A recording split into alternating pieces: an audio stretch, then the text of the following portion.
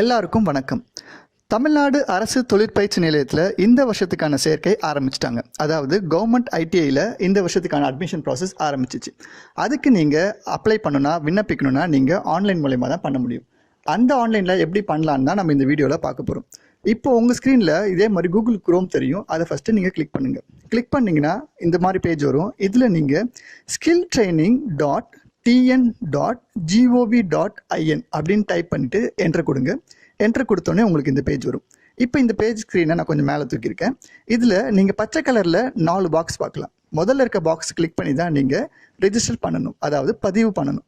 ரெண்டாவதாக இருக்க பச்சை கலர் பாக்ஸு விளக்க கையேடு. அதை கிளிக் பண்ணிங்கன்னா இந்த உங்களுக்கான விளக்க கையேடு கிடைக்கும். அதை நீங்கள் முதல்ல படிச்சுக்கோங்க.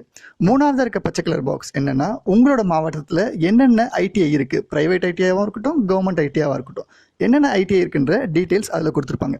நாலாவதாக இருக்க பச்சை கலர் பாக்ஸில் உங்களுக்கு ஏதாவது சந்தேகங்கள் இருக்கா, அதுக்காக நீங்கள் யாருக்கிட்ட கால் பண்ணி பேசணும்னு நினச்சிங்கன்னா மாவட்ட ரீதியாக சேர்க்கை உதவி மையமும் கொடுத்துருக்காங்க. அதை நீங்கள் கிளிக் பண்ணி பார்த்துக்கலாம். இப்போ நான் முதல் பாக்ஸை கிளிக் பண்ணியிருக்கேன். முதல் பாக்ஸை கிளிக் பண்ண உடனே உங்களுக்கு இந்த பேஜ் ஓப்பன் ஆகும். இதில் எப்படி விண்ணப்பிக்கணும் அப்படின்னு சொல்லி இந்த இன்ஸ்ட்ரக்ஷன் ஃபுல்லாகவே கொடுத்துருக்காங்க. தகவல்கள் நிறையவே கொடுத்துருக்காங்க. நீங்கள் அந்த தகவல்லாம் படிச்சுட்டு நீங்கள் பதிவு பண்ண ஆரம்பிக்கலாம். இங்கே பச்சை கலரில் நியூ ரிஜிஸ்ட்ரேஷன் கொடுத்துருக்காங்க இல்லையா, அதை கிளிக் பண்ணிங்கன்னா உங்களுக்கு ஒரு புதிய பேஜ் ஒன்று ஓப்பன் ஆகும். இதை நீங்கள் பதிவு பண்ணுறதுக்கு முன்னாடி உங்களுடைய ஃபோட்டோ, உங்களுடைய சர்டிஃபிகேட் எல்லாமே நீங்கள் உங்களோட கம்ப்யூட்டர்லையோ இல்லாட்டி உங்களோட மொபைல் ஃபோன்லையோ ரெடியாக வச்சுக்கலாம். இப்போது இதில் முதல்ல நீங்கள் பண்ண வேண்டியது உங்களுடைய மெயில் ஐடியை நீங்கள் டைப் பண்ணணும். உங்களுக்கு மெயில் ஐடி இல்லைன்னா அதை முதல்ல நீங்கள் க்ரியேட் பண்ணுங்கள். உங்களுக்கு மெயில் ஐடி க்ரியேட் பண்ணதுக்கப்புறமா நீங்கள் இதில் ரெஜிஸ்டர் பண்ணலாம். உங்களோட மெயில் ஐடியை நீங்கள் இதில் முதல்ல டைப் பண்ணணும். மெயில் ஐடி டைப் பண்ணதுக்கப்புறமா உங்களுடைய மொபைல் நம்பர் கேட்டிருக்காங்க. ஸோ உங்களுடைய மொபைல் நம்பரை நீங்கள் டைப் பண்ணணும். இதில் ஒரு வாட்டி நீங்கள் உங்களோட மெயில் ஐடியோ இல்லாட்டி உங்களுடைய மொபைல் நம்பரையோ கொடுத்து நீங்கள் ரெஜிஸ்டர் பண்ணிட்டீங்கன்னா அதே நம்பரையும் அதே மெயில் ஐடியும் உங்களால் மறுபடியும் யூஸ் பண்ண முடியாது. அதனால் கவனமாக நீங்கள் இதை யூஸ் பண்ணலாம். நீங்கள் மெயில் ஐடியும் உங்களுடைய மொபைல் ஃபோனும் கொடுத்ததுக்கப்புறமா நீங்கள் இதுக்கு ஒரு பாஸ்வேர்டு க்ரியேட் பண்ணணும். அந்த பாஸ்வேர்டு குறைஞ்சபட்சம் 8 டிஜிட்டில் இருக்கணும். பாஸ்வேர்டு க்ரியேட் பண்ணதுக்கப்புறமா நீங்கள் உங்களுடைய பேரை இங்கே நீங்கள் பதிவு பண்ணணும். உங்களுடைய பேர் நீங்கள் இதில் பதிவு பண்ணிக்கலாம். ஏற்கனவே நான் சொன்ன மாதிரி தான் மறுபடியும் சொல்கிறேன். நீங்கள் இந்த இதை நீங்கள் அப்ளை பண்ணும்போது உங்களுடைய டாக்குமெண்ட்ஸ் எல்லாமே நீங்கள் உங்களோட மொபைல் ஃபோன்லேயோ கம்ப்யூட்டர்லேயோ இருக்கிற மாதிரி பார்த்துங்க. இப்போது இதில் ஒரு நம்பர் கொடுத்துருக்கு. அந்த நம்பரை நான் இங்கே டைப் பண்ணுறேன். அந்த நம்பரை டைப் பண்ணதுக்கப்புறமா கீழே ரெஜிஸ்டர் நவுன்னு இருக்கும். அதை கிளிக் பண்ணுங்கள். கிளிக் பண்ண உடனேயே உங்களுக்கு ஒரு வெரிஃபிகேஷன் கோடு வரும். அதாவது நீங்கள் கொடுத்த மொபைல் நம்பருக்கு ஒரு ஓடிபி நம்பர் வரும். அந்த ஓடிபி நம்பரை இதில் டைப் பண்ணி வெரிஃபையை நீங்கள் கிளிக் பண்ணிங்கன்னா உங்களுக்கு அடுத்த பேஜ் ஓப்பன் ஆகிடும். இப்போது இந்த பக்கத்தை பூர்த்தி செய்கிறதுக்கு நான் சொல்ல போகிறேன். இந்த பக்கத்தை பூர்த்தி செய்கிறதுக்கு நீங்கள் உங்களோட புகைப்படம் மற்றும் கையெழுத்தை தயாராக வச்சுக்கணும். புகைப்படம் அதாவது ஃபோட்டோவை நம்ம தயாராக வச்சுக்க முடியும். கையெழுத்தை எப்படி தயாராக வச்சுக்கலாம் அப்படின்னா, ஒரு வெள்ளைத்தாளில் உங்களோட கையெழுத்தை போட்டுட்டு அதை ஃபோட்டோ எடுத்து நீங்கள் சேவ் பண்ணி வச்சுக்கலாம். இப்போது இந்த பக்கத்தில் உங்களுடைய பெயர், இதில் பெயர் ஆட்டோமேட்டிக்காக வந்துடும். அடுத்ததாக பாலினம். பாலினத்தில் நீங்கள் கிளிக் பண்ணாலே என்னென்ன பாலினம் இருக்கோ அந்த லிஸ்ட் உங்களுக்கு இதில் வந்துடும். அதில் உங்களுக்கு சரியான பாலினத்தை நீங்கள் தேர்வு செஞ்சுக்கலாம். நீங்கள் பாலினமை தேர்வு செஞ்சதுக்கப்புறமா அடுத்ததாக உங்களுடைய டேட் ஆஃப் பர்த் மறுபடியும் நீங்கள் அந்த பாக்ஸில் கிளிக் பண்ணிங்கன்னா உங்களுக்கு கேலண்டர் ஓப்பன் ஆகும். இந்த கேலண்டரில் முதல்ல நீங்கள் வருஷத்தை செலக்ட் பண்ணணும். வருஷத்தை செலக்ட் பண்ணதுக்கு அப்புறமா நீங்கள் பக்கத்தில் இருக்க மாதத்தை செலக்ட் பண்ணணும். மாதத்தையும் நீங்கள் செலக்ட் பண்ணதுக்கு அப்புறமா நீங்கள் கீழே கொடுக்கப்பட்டிருக்க தேதியை நீங்கள் செலக்ட் பண்ணணும். செலக்ட் பண்ணிங்கன்னா அந்த பாக்ஸில் ஆட்டோமேட்டிக்காக உங்களோட டேட் ஆஃப் பர்த் வந்துடும். அதுக்கு கீழே உங்களுடைய வயசும் ஆட்டோமேட்டிக்காக வந்துடும். அதுக்கு கீழே பார்த்தீங்கன்னா உங்களுடைய தந்தையோட பெயரை நீங்கள் அதில் டைப் பண்ணணும். அடுத்தது தாயின் பெயர். அதுக்கு கீழே வந்தீங்கன்னா மதம், உங்களுக்கு எந்த மதம் கரெக்டாக இருக்கோ அந்த மதத்தை நீங்கள் போட்டுக்கலாம். அதுக்கு கீழே சமுதாயம் மற்றும் ஜாதி, இது ரெண்டுமே உங்களுக்கு லிஸ்ட் இருக்கும். அந்த லிஸ்ட்டில் நீங்கள் செலக்ட் பண்ணி நீங்கள் இதில் போட்டுக்கலாம். உங்களுடைய ஜாதியும் உங்களுடைய சமுதாயமும் இது ரெண்டுத்தையுமே நீங்கள் போட்டதுக்கு அப்புறமா கீழே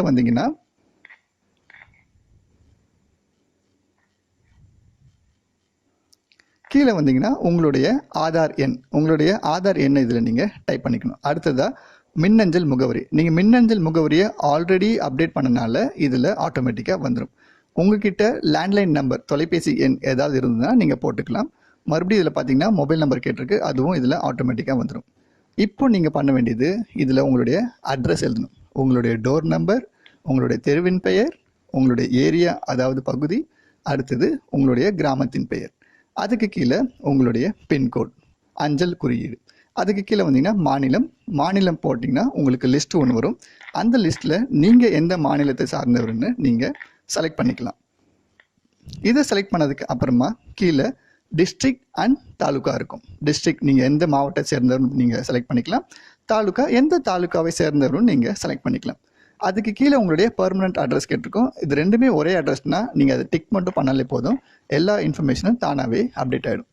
அதுக்கு கீழே ப்ரையாரிட்டி, அதாவது நீங்கள் ஏதாவது முன்னுரிமை கோருறீங்க ஆமாம் அப்படின்னா எஸ்ன்னு கொடுங்க.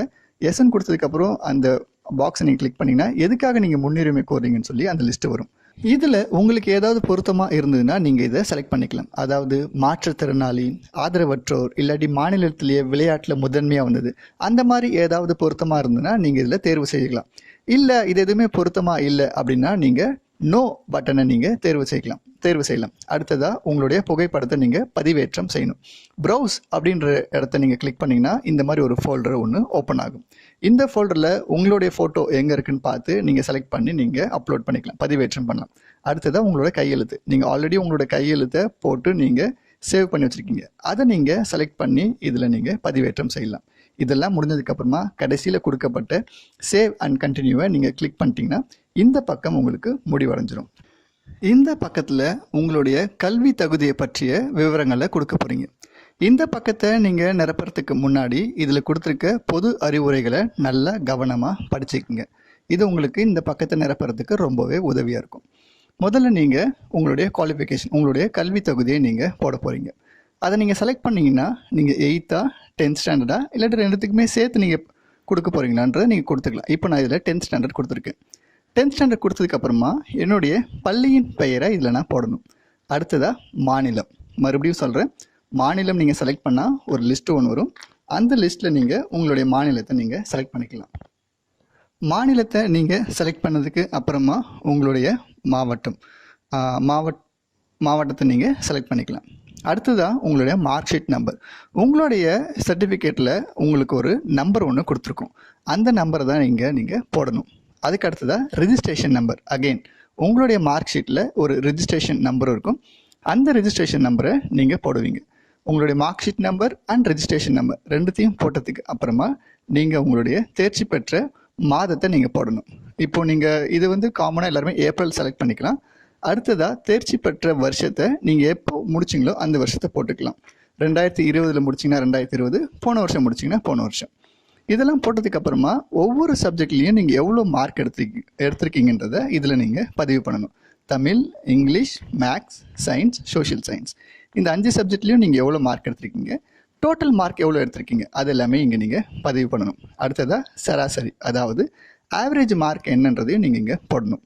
நம்பர் ஆஃப் மார்க் ஷீட், நீங்கள் ஏதாவது அரியர் வச்சுருந்தீங்கன்னா அதுவும் இதில் நீங்கள் எவ்வளோ அரியர் வச்சுருக்கீங்கன்றதை இதில் நீங்கள் போடலாம். இல்லாட்டி நம்பர் ஆஃப் மார்க் ஷீட், எவ்வளோ மார்க் ஷீட் வச்சுருக்கீங்கன்றது போடலாம். அடுத்ததாக அதிகபட்ச கல்வி தகுதி, இங்கே நான் என்னுடைய அதிகபட்ச கல்வி தகுதியாக கிராஜுவேட் போடுறேன்.